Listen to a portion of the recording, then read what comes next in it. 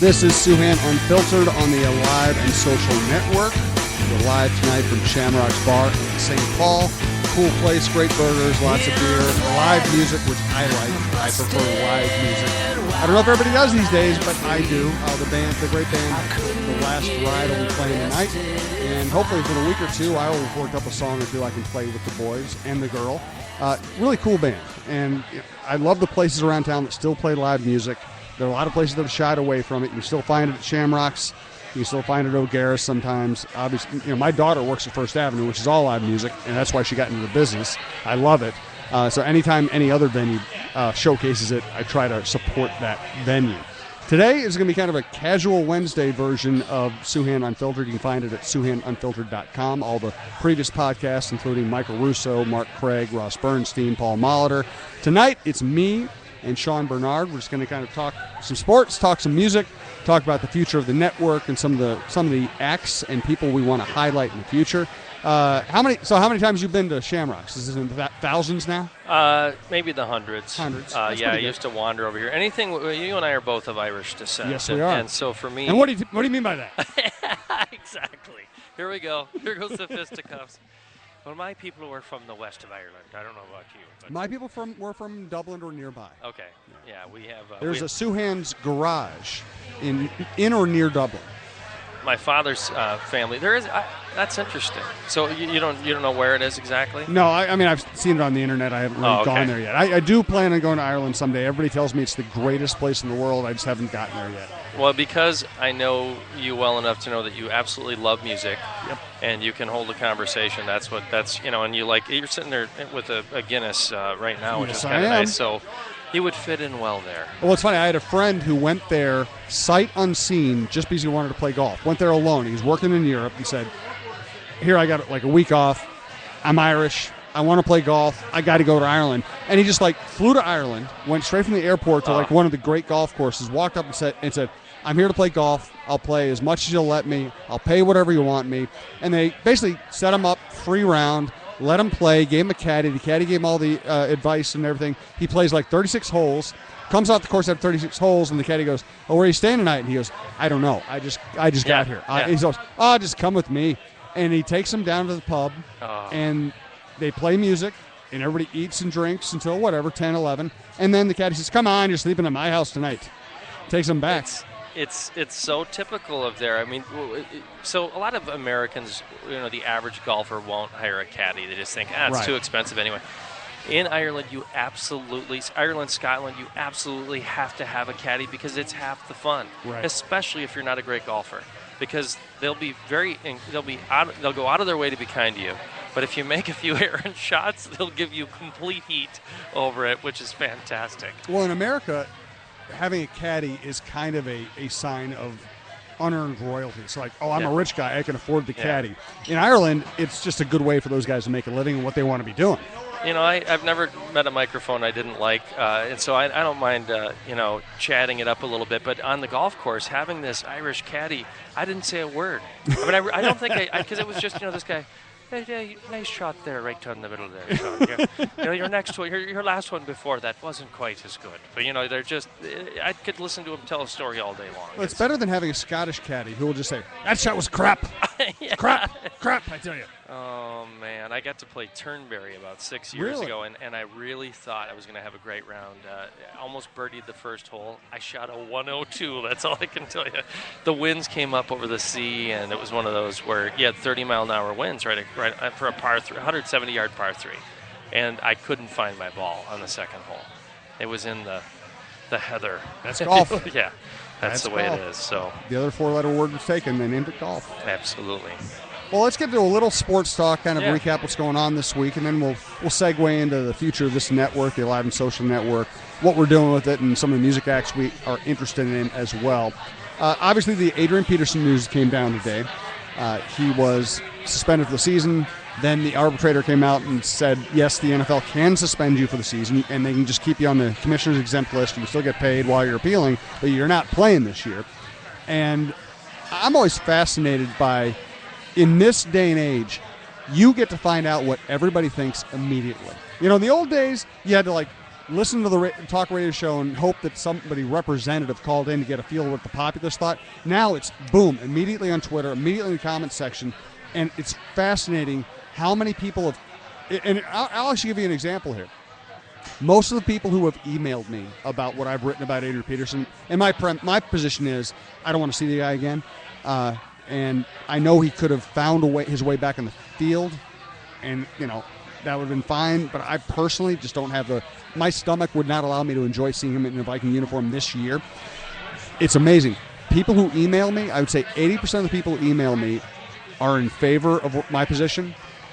Like 90% of the people who rant at me on Twitter or go to the comment section are against it. It's almost like the different mindset lends itself to a different form of communication.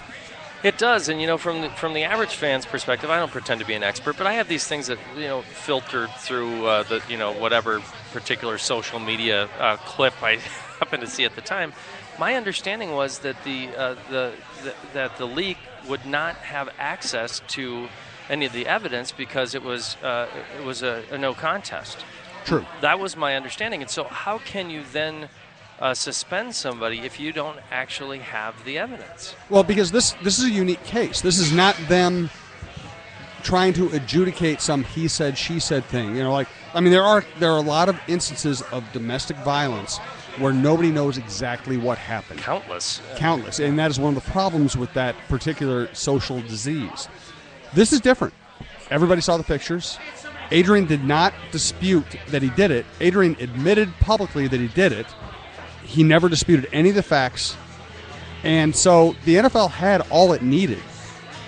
And then the next step, which is what made this a very interesting process, is what we know now is the NFL really wanted Adrian to show up at the offices and say, I know I screwed up. Yep. It won't happen again. I will do whatever I can to right this. I'll do PSAs. I will try to educate people on the horrific nature of child abuse, whether you think you're committing child abuse or not. That's what the league wanted here. Unfortunately for the players, under this collective bargaining agreement, they have that power. The players gave that power. And when Adrian did not go to that hearing on Friday, he basically was begging them to unleash their full power of judgment on him, and Roger Goodell did it. And here's the interesting thing. I'm not on Goodell's side. Just because I'm anti-Adrian here doesn't mean I'm on Goodell's side. I think Goodell is overreaching. I think he's power hungry. I think he should have been fired for the way he handled the Ray Rice situation. But because of the way the players collectively bargained all this stuff, he does have the power to do this whether you like it or not. Yeah, I mean, again, from my perspective, it's a mixed bag because I can see through the business side of things, and that they're looking at how do we retain the most money for all parties involved, especially the Vikings and especially the league as a whole. So from my perspective, I thought that was pretty disgusting with both the Ray Rice situation and Adrian Peterson, with the Vikings initially reinstating him and then backing off the next day or whatever it was a couple of days later. I can tell you from a perspective of a father with an 11-year-old son who absolutely worshipped Adrian Peterson. I keep my kids away from news stories like this. I just didn't want him to see something like that. But of course, he's in middle school now. It filtered through the school.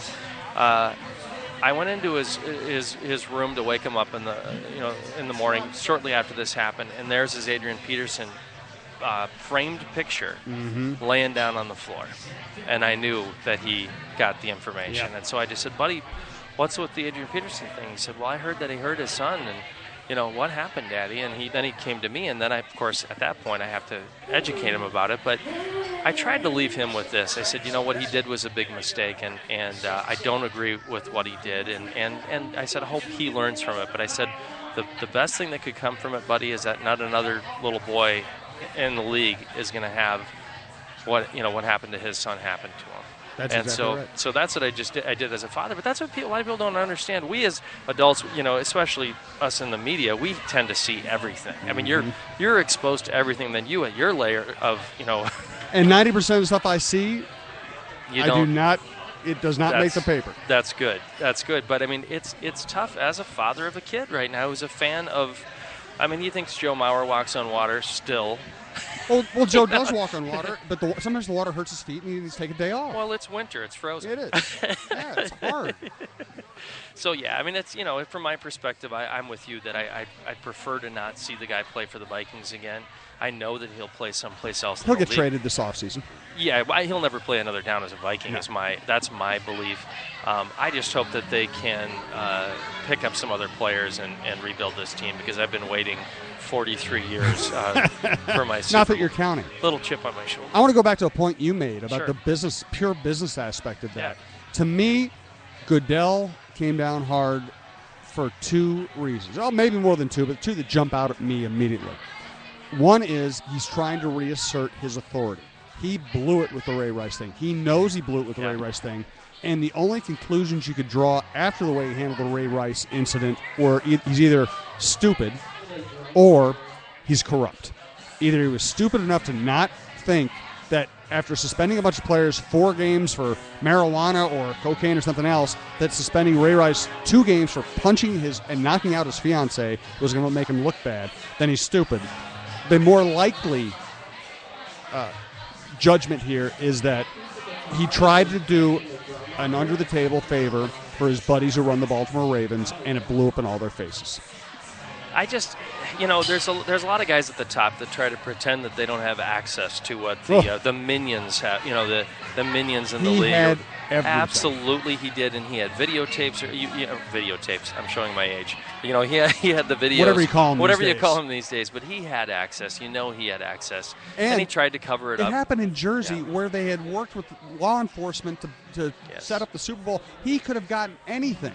It's like I hate to say it, but it's like a restaurant that you find out they have a botulism issue, salmonella, whatever it happens. I wish you would have waited until we left the restaurant to bring that up. I'm not saying this restaurant never happened here. No, of course not. But there's ways to cover things up to protect business. It happens all the time. It happens in government all the time. Absolutely. And the other aspect of this that I want to bring up is talking about the business. Yes. Goodell is all about, and the owners. They are billionaires who want to be multi-trillionaires. They all want to they've learned how they can dominate North American sports, and they've succeeded. Now they want to dominate Europe. They want to get every last person in America watching NFL games. They're coming close. The only threat to that is ticking off one of the newer demographics. Men, even men who are offended by what Adrian did, are still going to tune in on Sunday. All men are still going to tune in. The only way they can damage the growth of their game is to start turning women away, because they don't look like they care about kids and women. Well, that's absolutely true. I'd say that but the other thing that they have on their side more than ever is that the average male fan, and I hate to say this because fantasy sports is still more male, is these fans are invested in these players, literally invested in these players because of their fantasy league. Some of them are playing for hundreds of dollars, if not thousands of dollars, and so for them, they had some ownership. I mean, I saw a bunch of tweets about, there goes my $47 pickup of Adrian Peterson or whatever it happens to be. They're not even thinking about what this guy did to his kid.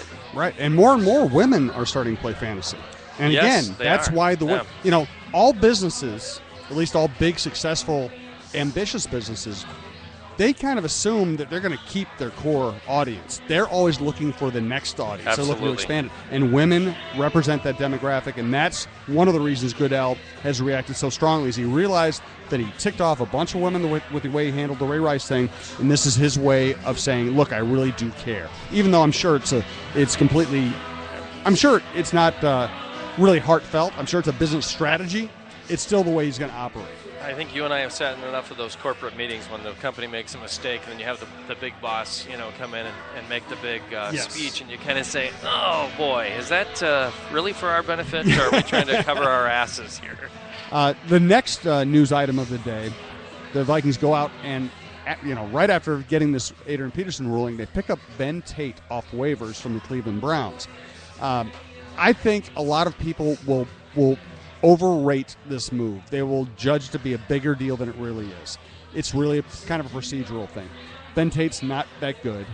Did not have a very good season in Cleveland. Basically fell behind 2 rookie backs. And he started off as their big free agent signing, was going to be their number 1 back. They were going to build their entire offense around him. And here we are, about midway through the season, and he was a third-string running back who was complaining. He carried the ball twice on Sunday, lost 9 yards. He's not durable. So I don't think people should think, okay, this guy is the guy who's going to replace Adrian Peterson. This is a fill-in. You have Matt Asiata has a concussion.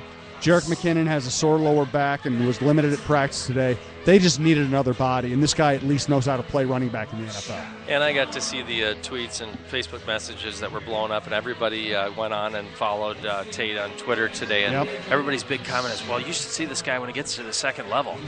And I thought, you know what? This offensive line is not going to allow for that to happen. Have you been watching? Have you been watching what's happening here? He's at best an average NFL back.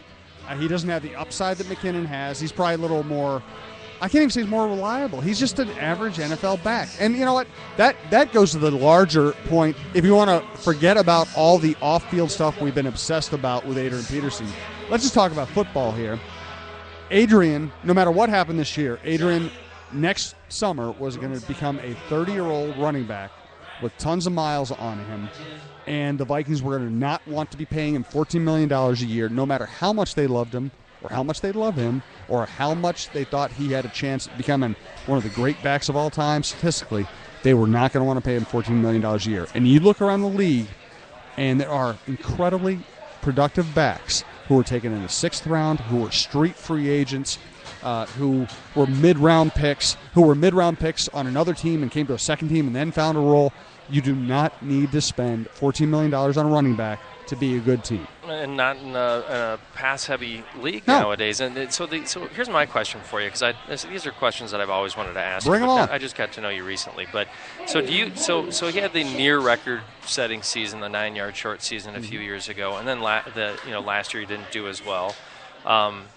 Do you think that was because the defenses were putting more 8 in the box, or do you think it's because our offensive line was not as strong, or do you think it's a combination of both? What are your thoughts? I think, looking at him when he had the 2,000-yard rushing season, defenses were already stacked as much as they could possibly be stacked against him.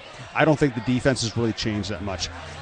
Historically, any running back who has a monster season like that falls off the next year. You just can't physically sustain that level of performance. You just can't do it. The human body will not allow you to take that many shots and just run for 2,000 yards 2 years in a row. It just doesn't work. It doesn't happen. And in conjunction with Adrian not quite being the same, and listen, when I cover games, I sit in the press box. It gives you an incredible view. It's like almost like a coaching tape. You can see where the holes are. You can see what the blocking patterns are. You can see it's a great angle. And 2012, when he rushed for 2,000 yards, there would be a sliver of light, say, to the right side. And Adrian would get the ball, and in your head you go, okay, that's at least 10 yards. And Adrian would go through, and it'd be 20 yards, Wow. Then 2013, you'd see that sliver of light, and you go, okay, that's 10 yards. And Peterson couldn't get through the hole. He didn't have the same burst. And there were times when he broke in the secondary, and he couldn't outrun a defensive back. You cannot physically do it 2 years in a row. And then, to answer the rest of your question, in conjunction with Adrian just not physically being the same, the offensive line did fall off. That's when Khalil's slide started. Charlie Johnson, as a veteran, just kind of knock-around type player, he fell off. I think Sullivan had some injury issues. The line wasn't the same either. Well, and the other point with Khalil for me now is that, I feel like they put Bridgewater in there too soon, but they really didn't have a lot of other choices. I don't believe we're going to go to the Super Bowl this year. I'm usually trying to be optimistic. It's a little pessimistic. I'm just Sean. telling you. But you might want to get a guy who can actually cover a rookie quarterback's blind side, just to help him out a little bit. And the other thing is when you sign a contract with the Vikings and you're a quarterback, does it say, if we need 8 yards, please just throw 3? Because I'm telling you, I was losing my mind with Bridgewater and how conservative the play calling was. You have nothing to lose. This is the lowly Bears that you're playing. That they gave up 110 points over 2 games, and you can't. I mean, I'm tired of hearing how brilliant Norv Turner is. If we don't have a strategy to get the ball to a Rudolph who's back, or to any open receiver downfield, it was absolutely. I thought it wasn't just the offensive line; it was the play calling as well. I will differ with you a little on that. I watching the game, again, from kind of the press box view, I felt like Teddy played lousy. You said they had nothing to lose. I actually think they went into that game a little tight because I think their mindset was, we win this game, we're in contention. We're back to 500. We have a chance. And I know we as realists on the outside can say, no, not really. They have to think that way. It's their job to think that way. So I actually think Teddy was putting a lot of pressure on himself to play well, and he was tight. He even talked about it today at the podium. Yeah. He's a nice kid. He said, I gotta take shots. I gotta loosen up and take shots. That has been his flaw. They tell me in practice he plays brilliantly, and then he gets in the game and he tenses up and he wants to throw the safe pass. He's so afraid of making a mistake he won't take a shot. Well, every pass in the NFL is a calculated risk. You have to take your shots. So I think Teddy played lousy and was very tight. I thought the offensive line played lousy. I also, again, from my perspective, I was watching for receivers getting open. Nobody got open. Rudolph is not back yet. He's not healthy yet. Or not back up to speed yet. He did not have separation speed. Jennings, I think, is a loss. You got to write him off at the end of the year, get rid of him. Patterson's not running good routes. Jarius Wright was limited wasn't there because of injuries. And that's why Charles Johnson looked so good at the end. He was actually a healthy body with some speed who could actually create some separation. Well, I just thought that they had 18 problems. I don't think any play call was going to work the way they were playing. Just a little poor attempt at trying to relate to this, but golf and being a quarterback right here, I think Teddy was in his head way too much. Oh, yeah. Because when he gets the chance to do that hurry-up offense, yep, he looks great. He's not, you know what? He doesn't have time to think. Exactly. It's so true. It seems like they should try to, work on that. I mean, I'm no Nerve Turner, but... Well, I actually think there is something to that because, again, Teddy he was a brilliant college quarterback. They tell me he plays great in practice, and then he gets in the game and he tenses up. And you saw, I think it was in Tampa, he played horribly early on. And then I think Jennings or somebody went over and said, listen, just relax, just throw the ball. And he started playing better. He's had, until the Chicago game, he had 2 or 3 games in a row where he played terrible early, kind of shook himself out of it, relaxed, started playing better. The problem was, against Chicago, I think he had so little help that he really, by the time he was ready to start playing well, he didn't have any options.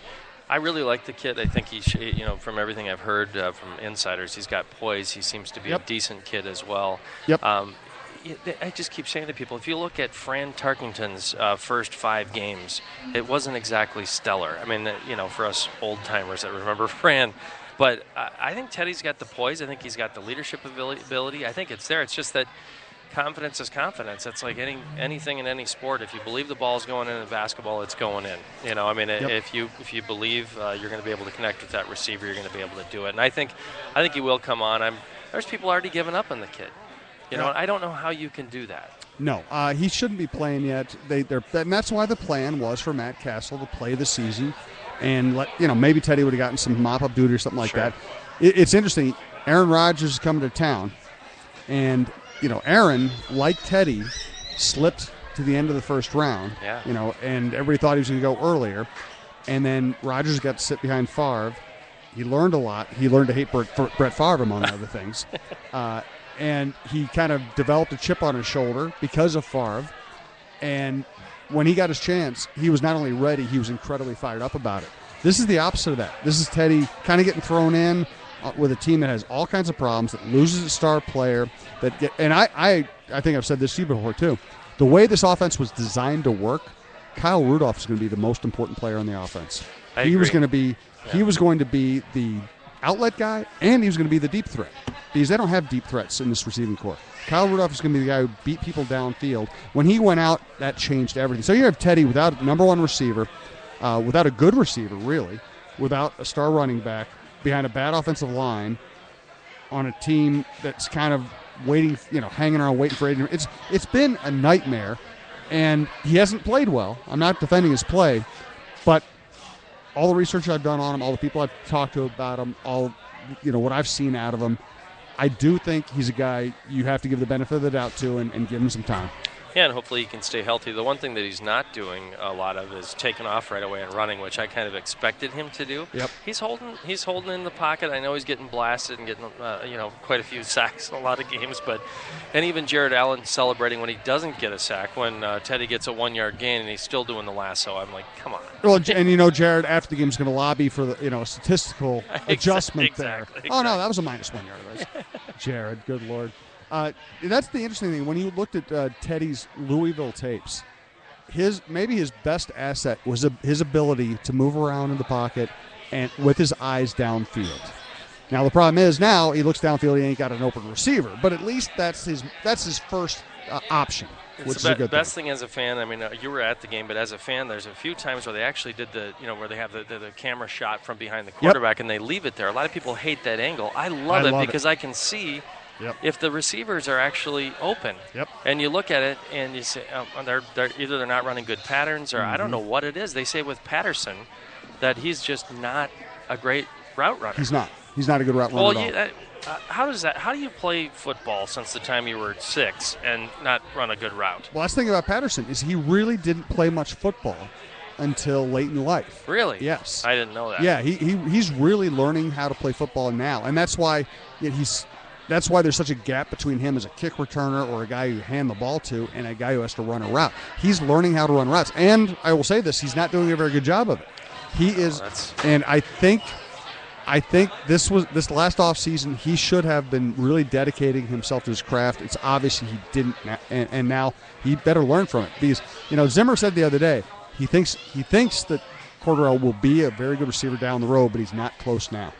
That's a shame. Well, he's got to hit the film room a little bit more. And Teddy needs to hit the weight room. That's the thing. Obviously Teddy has all the other things he needs to learn about the NFL, but he also is not a big, strong guy. He is kind of a skinny guy. He still looks like a college kid. He needs to hit the weights. He needs to become thicker and stronger. And while he threw the ball very well at Louisville, you see him now, and he doesn't really throw a tight spiral. He doesn't throw with a lot of power. That's another thing he can work on this offseason. I think the offseason after a rookie quarterback's first season is probably one of the most important times of his career.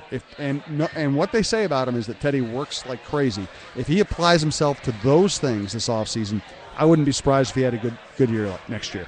Yeah, even some of the screens he's throwing, he's floating it out there, and and that's mechanics. It's mechanics, but the other side of it is that if you catch that, whether it's a back or whoever it is that's getting the screen, they're now getting a half a second less to be able to turn upfield.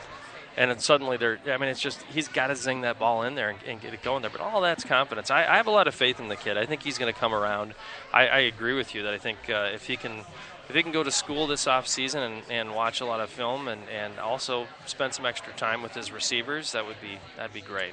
And I know you're a fan, and I know a lot of fans. I talk to a lot of fans, and there's always this desire to just win the next game. Just please, God, win the next game. Yeah. I'll tell you what. As difficult as this season has been for you, the fan, there's really nothing wrong with having a season when you hire a coach who you think is going to be around long term. There's nothing wrong with having a season just to allow the guy to get his stuff together, to install his defense, to have Norv install his offense, to break in the rookie quarterback, to break in the rookie linebacker who's having a very good year, to kind of get things rolling. It's every once in a while a rookie coach comes in and has success right away. Usually that happens when the predecessor was completely incompetent and there was talent there and that talent gets turned on. This isn't that case. They weren't very good last year. They're not all that talented this year. This is a building. I hate to use the word building because we use it in every sport, every season around this town. But this, I won't say building. This is you're still kind of getting stuff installed here. There's nothing wrong with having a year where that happens if the coach is the right guy and if the quarterback's the right guy. And do you think the coach is the right guy? I think there are a lot of things I like about him. I like him personally. I think he's kind of a no-nonsense, honest guy, which is the scouting report I had on him coming in. I think he is an excellent defensive coach, both teaching and X's and O's and in-game adjustments. I think that he hired Norv, who now, Norv has a great reputation inside the NFL as an offensive coach.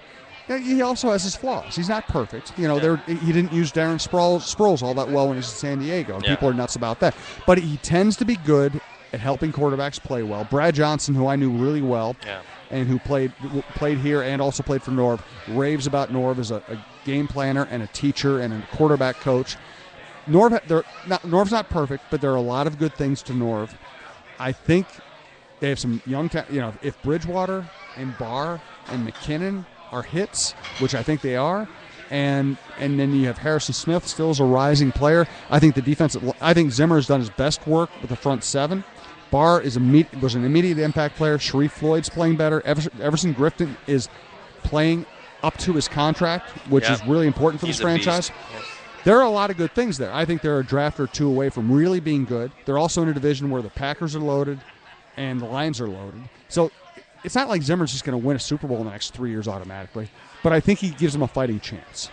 I think so. Apparently a little bit of money just opened up with Peterson. Well, yeah, absolutely. That's the other nice thing about that. I mean, you said it earlier, but you're looking at a guy who's going to be 30 years old, and you don't want to say his best years are behind him, but his best years are behind him. Yeah, but we're going to say it. His best years are behind him, and people might look at it like he's getting a year off, and he's getting a year in his prime off. It's not like he can replicate another year in his prime, and a lot of times after athletes have, especially impact position athletes, have time off.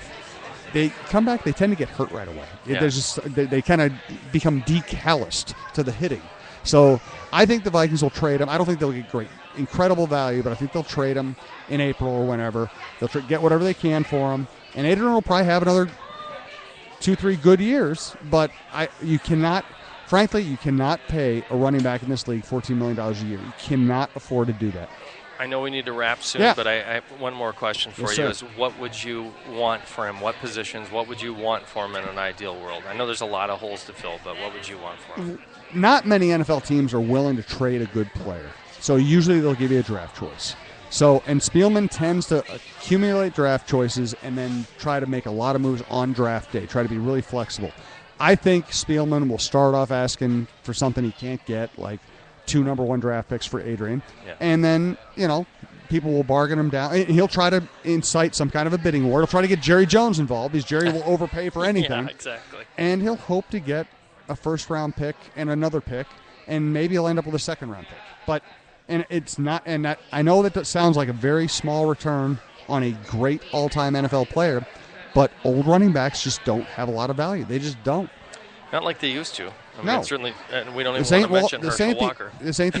I covered both ends of the Herschel Walker trade. I can tell you stories about that someday. Yeah. We lived it. Yeah. All right, so let's wrap this up. Again, this is Souhan Unfiltered at SouhanUnfiltered.com. It's on the Alive and Social Network. We're going to get this thing rolling. I'll have some big-name guests over time. I also have some guys I just like to talk to, fellow writers, celebrities, buddies of mine who are great talking sports or music. We're going to try to promote a lot of great local bands. Here tonight at Shamrocks, The Last Ride is playing, a really talented trio. Nathan Anderson's played here before. We hope to bring in a bunch of other bands. My band will get up and play once in a while at one of these venues. So thanks to Sean Bernard. This is Jim Souhan. We'll be talking to you soon. Can't disguise the living, all the miles that you've been through.